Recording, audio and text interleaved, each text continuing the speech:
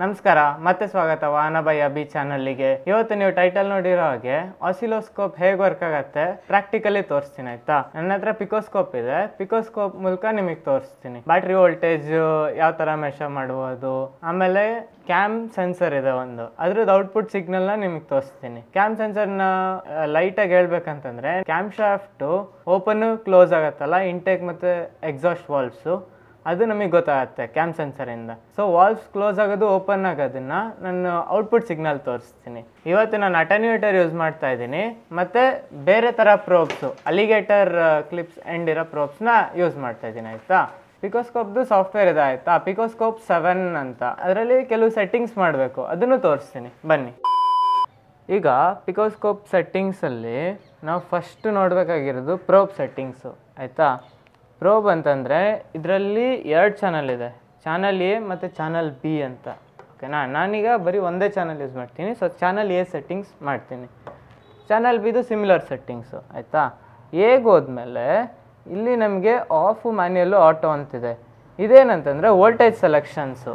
Channel ಸೆಟ್ಟಿಂಗ್ಸಲ್ಲಿ ಹೋದರೆ ಇಲ್ಲಿ manual ಆಗು ಸೆಟ್ ಮಾಡ್ಕೋಬೋದು, ವೋಲ್ಟೇಜಸ್ ರೇಂಜಸ್ಸು, ಆಟೋನಾದ್ರು ಸೆಟ್ ಮಾಡ್ಕೋಬೋದು. ಮ್ಯಾಕ್ಸಿಮಮ್ 20 ವೋಲ್ಟ್ಸು ಇದರಲ್ಲಿ ಮೆಜರ್ ಮಾಡ್ಬೋದು, ಮ್ಯಾಕ್ಸಿಮಮ್ 10 ವೋಲ್ಟ್ಸು, 50 ಮಿಲಿ ತನಕ ಹೋಗ್ಬೋದು. ಇದೇನಾಗುತ್ತೆ, ನಾವು ಕಡಿಮೆ ಇಟ್ಟಷ್ಟು ಆ್ಯಕ್ಯುರಸಿ ಜಾಸ್ತಿ ಆಗ್ತಾ ಹೋಗುತ್ತೆ, ವೋಲ್ಟ್ಸಲ್ಲೆಲ್ಲ ಆ್ಯಕ್ಯುರಸಿ ಬರುತ್ತೆ. ನಾವು ಸಿಗ್ನಲ್ ವೋಲ್ಟೇಜ್ ಕಡಿಮೆ ಇದ್ದಾಗ ಕಡಿಮೆ ಸೆಟ್ಟಿಂಗ್ಸ್ ಇಟ್ಕೊಂಡ್ರೆ ಆ್ಯಕ್ಯುರಸಿ ಜಾಸ್ತಿ ಆಗುತ್ತೆ. ಆಮೇಲೆ ಈ ಕಪ್ಲಿಂಗ್ ಮೋಡಲ್ಲಿ ನಾವು DC ಇಟ್ಕೊತಿದ್ದೀವಿ, ಇನ್ವರ್ಟ್ ಬೇಡ. ಆಮೇಲೆ ಆಫ್ಸೆಟ್ ಏನೂ ಇಲ್ಲ. ಇದಾದಮೇಲೆ ನಾವು ಪ್ರೋಬ್ಸ್ ಸೆಟ್ಟಿಂಗ್ಸಿಗೆ ಬರಬೇಕು. ಪ್ರೋಬ್ ಸೆಟ್ಟಿಂಗ್ಸಿಗೆ ಯಾಕೆ ಬರಬೇಕು ಅಂದರೆ, ನಾನು ಹ್ಯಾಂಡ್ಟೆಕ್ ಅವರ ಅಟೆನ್ಯೂಯೇಟರ್ ಯೂಸ್ ಮಾಡ್ತಾ ಇದ್ದೀನಿ. ಈ ಅಟೆನ್ಯೂಯೇಟರು ನೀವು ನೋಡ್ತಿರೋ ಹಾಗೆ 20:1 ಸ್ಕೇಲಿಂಗ್ ಮಾಡುತ್ತೆ. 20:1 ಅಂತಂದರೆ ಈಗ 20 ವೋಲ್ಟ್ಸ್ ಬಂದರೆ ಇನ್ಪುಟ್ಟು ಅಟೆನ್ಯೂಯೇಟರ್ಗೆ, ಔಟ್ಪುಟ್ಟು ಬರೀ 1 ವೋಲ್ಟ್ ಬರುತ್ತೆ. ಸೊ 20 ಟೈಮ್ಸ್ ರಿಡಕ್ಷನ್ ಮಾಡ್ತಾ ಇದೆ ವೋಲ್ಟೇಜಸ್ನ. ಸೊ ಅದಕ್ಕೆ ಏನು ಮಾಡಬೇಕು, ನಾವು ಪ್ರೋಬ್ ಸೆಟ್ಟಿಂಗ್ಸ್ ಮಾಡಬೇಕಾಗತ್ತೆ. ಸೊ ಇದರಲ್ಲಿ ನೋಡಿ ನೋ ಸ್ಕೇಲಿಂಗ್ ಅಂತ ಇದೆ ಅಲ್ವಾ, ಇದರಲ್ಲಿ ಅದರ್ ಸ್ಕೇಲಿಂಗಿಗೆ ಹೋದರೆ 5, 10, 20 ಆ ಥರ ಇದೆ. ಸೊ ನಾವಿಲ್ಲಿ ಡೈರೆಕ್ಟಾಗಿ 20 ಅಂತನಾದರೂ ಸೆಲೆಕ್ಟ್ ಮಾಡ್ಕೋಬೋದು. ಇಲ್ಲ ಅಂತಂದರೆ ಕಸ್ಟಮ್ ಪ್ರೋಬ್ಸ್ ಅಂತ ಇದೆ. ಓಕೆನಾ, ಇಲ್ಲಿ ಆ್ಯಡ್ ಅಂತ ಹೋದರೆ ಎ ಅಂತ ಹಾಕ್ತೀನಿ. ಸೊ ಯೂನಿಟ್ ನಮ್ಮದು ವೋಲ್ಟೇಜ್ ಮೆಜರ್ ಮಾಡ್ತಾ ಇದ್ದೀವಲ್ವಾ, ಅದೇ ಇರೋದು. ನೀವು ಕರೆಂಟ್ ಪ್ರೋಬ್ಸ್ ಹಾಕಿದ್ರೆ ಕರೆಂಟ್ ಮೆಜರ್ ಮಾಡೋದು, ಫ್ರೀಕ್ವೆನ್ಸಿದು ಇದೆ, ರೆಸಿಸ್ಟೆನ್ಸ್ ಈ ಥರ ಎಲ್ಲ ಇದೆ.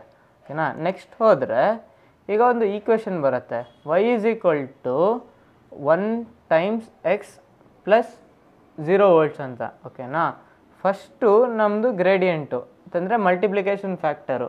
ಇಲ್ಲಿ 20 ಇದೆ ಅಲ್ವಾ ಮಲ್ಟಿಪ್ಲಿಕೇಶನ್ನು. ಸೊ ಇಲ್ಲಿ y = 20 × x + 0.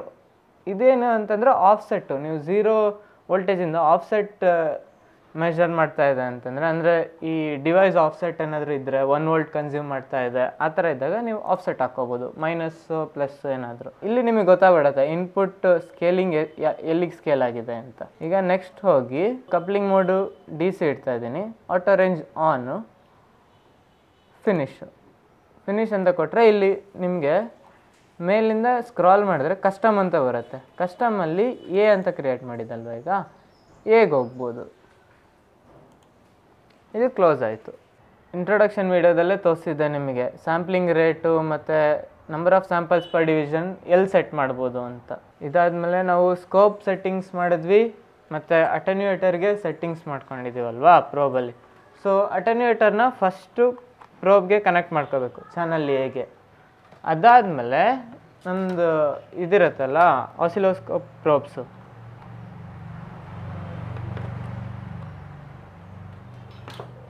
ಅದನ್ನು ಕನೆಕ್ಟ್ ಮಾಡ್ಕೋಬೇಕು.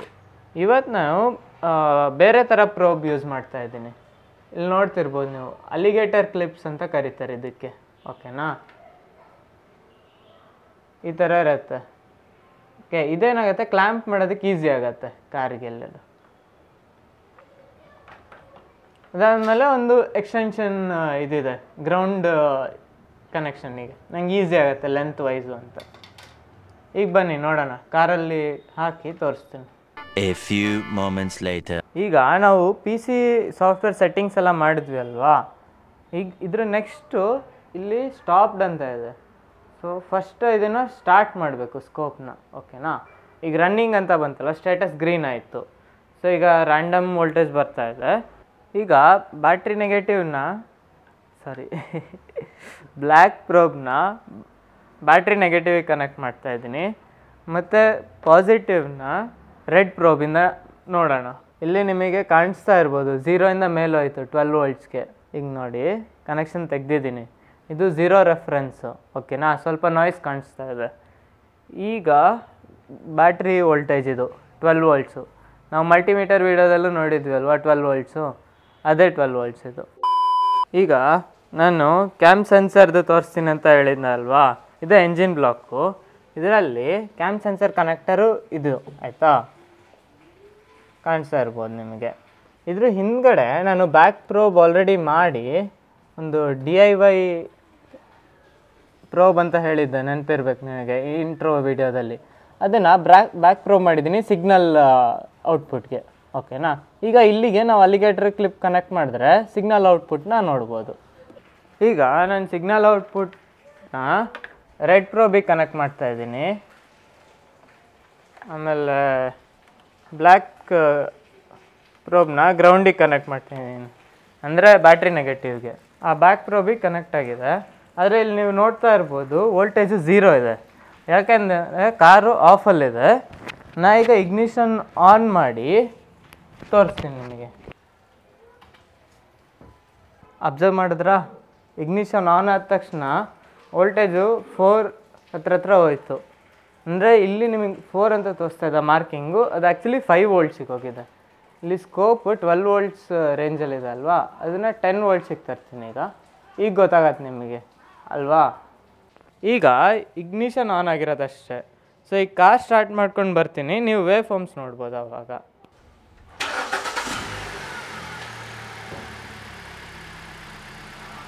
ಈಗ ಕಾರ್ ಸ್ಟಾರ್ಟ್ ಮಾಡಿದ್ದೀನಿ. ಈಗ ಆಲ್ರೆಡಿ ನಿಮಗೆ ಸ್ಕ್ವೇರ್ ವೇವ್ಸ್ ಬರ್ತಾ ಇರೋದು ಕಾಣಿಸ್ತಾ ಇರ್ಬೋದು ಅಲ್ವಾ. ಇದು ರೆಕಾರ್ಡಿಂಗನ್ನು ನಾನು ಸೈಡಿಗೆ ಪೋಸ್ಟ್ ಮಾಡಿರ್ತೀನಿ, ಅದರಲ್ಲಿ ನಿಮಗೆ ಇನ್ನೂ ಕ್ಲೀನಾಗಿ ಕಾಣಿಸ್ತಾ ಇರುತ್ತೆ. ಈಗ ನೋಡಿ square waves, perfect square waves ಅಲ್ವಾ ಹೋಗ್ತಾ ಇರೋದು. ವಾಲ್ವ್ ಓಪನಿಂಗು ಮತ್ತು ಕ್ಲೋಸಿಂಗ್ದು ಸಿಗ್ನಲ್ ನಮಗೆ ಗೊತ್ತಾಗ್ತಿದೆ ಯಾವ ಟೈಮ್ ಎಕ್ಸಾಕ್ಟ್ಲಿ ಅಂತ. ಓಕೆನಾ, ಇದರಲ್ಲಿ ಇನ್ನೂ ಒಂದು ಫೀಚರ್ ಇದೆ, ಮೆಷರ್ಮೆಂಟ್ಸ್ ಅಂತ. ಈ ಮೆಷರ್ಮೆಂಟ್ಸ್ ಆ್ಯಡ್ ಮಾಡಿದ್ರೆ ನಾವು peak to peak voltage, minimum voltage, maximum voltage ಎಲ್ಲದನ್ನು ನೋಡ್ಬೋದು ಆಯಿತಾ. ಕೆಲವು ಇದನ್ನು ಆ್ಯಡ್ ಮಾಡ್ತೀನಿ ನಾನೀಗ, ಫ್ರೀಕ್ವೆನ್ಸಿ, ಅದಾದಮೇಲೆ ಡ್ಯೂಟಿ ಸೈಕಲ್ಲು. ಓಕೆನಾ, ಈಗ ಇಲ್ಲಿ ನೀವು ನೋಡ್ತಾ ಇರ್ಬೋದು ಮ್ಯಾಕ್ಸಿಮಮ್ ವೋಲ್ಟೇಜು 5.33 ಹೋಗಿದೆ, ಮಿನಿಮಮ್ಮು 4.9 ವೋಲ್ಟ್ಸ್ಗೆ ಹೋಗಿದೆ. ಅಂದರೆ ಪೀಕಲ್ಲಿ ಮ್ಯಾಕ್ಸಿಮಮ್ ಮಿನಿಮಮ್ ಹೇಳ್ತಾ ಇರೋದು ಇದು. ಓಕೆನಾ, ಇಲ್ಲಿ ಡ್ಯೂಟಿ ಸೈಕಲ್ ನೋಡಿ 50% ಇದೆ ಅಲ್ವಾ, ಎಕ್ಸಾಕ್ಟ್ 50% ಇದೆ. ಅಂದರೆ ಮೇಲೆ ಪೀಕು ಕೆಳಗಿಂದು ಪೀಕು ಎರಡು ಈಕ್ವಲ್ ಇದೆ. ಓಕೆನಾ, ಇಲ್ಲಿ ಫ್ರೀಕ್ವೆನ್ಸಿ ನಿಮಗೆ ಕಾಣಿಸ್ತಾ ಇರ್ಬೋದು 7.4 ಹರ್ಟ್ಸ್ ಬರ್ತಾ ಇದೆ. ಈಗ ನಾನೊಂಚೂರು ಐಡ್ಲಿಂಗಲ್ಲಿರೋದಲ್ವ, ಈಗ ಚೂರು ರೈಸ್ ಮಾಡ್ತೀನಿ, ನೀವು ಸಿಗ್ನಲ್ ಚೇಂಜಸ್ಸನ್ನು ಅಬ್ಸರ್ವ್ ಮಾಡಿ ಆಯಿತಾ. ಆಡಿಯೋ ಇರಲ್ಲ, ನೀವು ರೈಸ್ ಮಾಡಿದ ತಕ್ಷಣ ನೀವು ಇಲ್ಲಿ ಚೇಂಜಸ್ ಆಗೋದು ನಿಮಗೆ ಕ್ಲೀನಾಗಿ ಕಾಣ್ತಾ ಇರ್ತದೆ.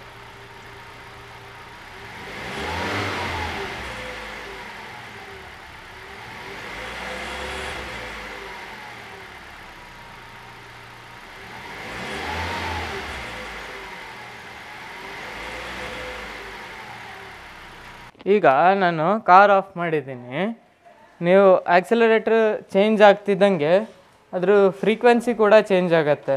ಫ್ರೀಕ್ವೆನ್ಸಿ ಚೇಂಜ್ ಅಬ್ಸರ್ವ್ ಮಾಡಿದ್ರಿ ಅಲ್ವಾ, ಜಾಸ್ತಿ ಮಾಡ್ದಂಗೆ ಫ್ರೀಕ್ವೆನ್ಸಿ ಜಾಸ್ತಿ ಆಯಿತು. ಸೊ ಅದು ಏನು ಡಿನೋಟ್ ಮಾಡ್ತಾ ಇದೆ ಅಂತಂದರೆ ಕ್ಯಾಮ್ ಶಾಫ್ಟು ಫಾಸ್ಟಾಗಿ ರೊಟೇಟ್ ಆಗ್ತಾ ಇದೆ ಅಂತ. RPM ಜಾಸ್ತಿ ಆದಂಗೆ ವಾಲ್ವ್ಸ್ ಓಪನಿಂಗ್ ಕ್ಲೋಸಿಂಗ್ ಟೈಮ್ ಕೂಡ ಜಾಸ್ತಿ ಆಗುತ್ತೆ, ಅಂತಂದರೆ ಫಾಸ್ಟ್ ಆಗುತ್ತೆ, ರೆಸ್ಪಾನ್ಸ್ ಟೈಮ್ ಫಾಸ್ಟ್ ಆಗಬೇಕು. ಅದೇ ಇದರಿಂದ ಗೊತ್ತಾಗ್ತಾ ಇರೋದು. ಈ ವಿಡಿಯೋದು ಜಸ್ಟ್ ಮಾಡಿದ ಪರ್ಪಸ್ ಏನು ಅಂತಂದರೆ ನಿಮ್ಮನ್ನ ಆಸಿಲೋಸ್ಕೋಪ್ಗೆ ಇಂಟ್ರಡ್ಯೂಸ್ ಮಾಡಿಕೊಡೋಕ್ಕೆ. ಕೆಲವೊಬ್ರು ಏನು ಮಾಡಿರ್ತಾರೆ, ಲ್ಯಾಬಲ್ಲಿರೋ ಆಸಿಲೋಸ್ಕೋಪ್ ನೋಡಿರ್ತಾರೆ. ಇದು PC ಬೇಸ್ಡ್ ಆಸಿಲೋಸ್ಕೋಪು. ಏನಾಗುತ್ತೆ, USB cable through oscilloscope connect ಆಗುತ್ತೆ. ಅದರಿಂದ ನಾವು PC ಸಾಫ್ಟ್ವೇರ್ ಇರೋದ್ರಿಂದ ನಮಗೇನಾಗುತ್ತೆ, ಸೆಟ್ಟಿಂಗ್ಸ್ ಕೂಡ ಜಾಸ್ತಿ ಇರುತ್ತೆ, ಮತ್ತು ಕ್ಯಾಪ್ಚರ್ ಮಾಡ್ಬೋದು, ಮತ್ತು ಇಲ್ಲಿ ನೋಡಿ ಝೂಮ್ ಮಾಡ್ಬೋದು ಸಿಗ್ನಲ್ನ. ಸೊ ಝೂಮ್ ಮಾಡಿ ನೋಡ್ಬೋದು, ಮೆಷರ್ಮೆಂಟ್ಸ್ ಮಾಡ್ಬೋದು, ಆಮೇಲೆ ಸೀರಿಯಲ್ ಡಿಕೋಡು, ತುಂಬ ಫಂಕ್ಷನಾಲಿಟೀಸ್ ಜಾಸ್ತಿ ಆಗುತ್ತೆ. ಆಮೇಲೆ ನೋಡಿದ್ರಲ್ಲ ಇಷ್ಟೇ ಸಣ್ಣದಿದೆ, ನೀವು ಎಲ್ಲಿಗೆ ಬೇಕಾದ್ರೂ ಕ್ಯಾರಿ ಮಾಡ್ಬೋದು, ಪೋರ್ಟಬಲ್ಲು ಆಗೋಗುತ್ತೆ ಇದು ಆಯಿತಾ. ಈ ವಿಡಿಯೋ ನಿಮಗೆ ಇನ್ಫಾರ್ಮೇಟಿವ್ ಆಗಿತ್ತು ಅಂದ್ಕೊತೀನಿ. ನೀವು ಇಷ್ಟಪಟ್ಟಿದ್ರೆ ಲೈಕ್ ಮಾಡಿ, ಇದೇ ಥರ ಫ್ಯೂಚರ್ ವೀಡಿಯೋಸ್ಗೆ ಸಬ್ಸ್ಕ್ರೈಬ್ ಮಾಡ್ಕೊಳ್ಳಿ. ಆಮೇಲೆ ನಿಮ್ಗೆ ಯಾರಿಗಾದರೂ ಇದು ಹೆಲ್ಪ್ ಆಗ್ಬೋದು ಅಂತಂದರೆ ಶೇರ್ ಮಾಡಿ ಆಯಿತಾ. ಧನ್ಯವಾದಗಳು, ಮತ್ತು ಮುಂದಿನ ವೀಡಿಯೋದಲ್ಲಿ ಸಿಗೋಣ. ಬಾಯ್ ಬಾಯ್.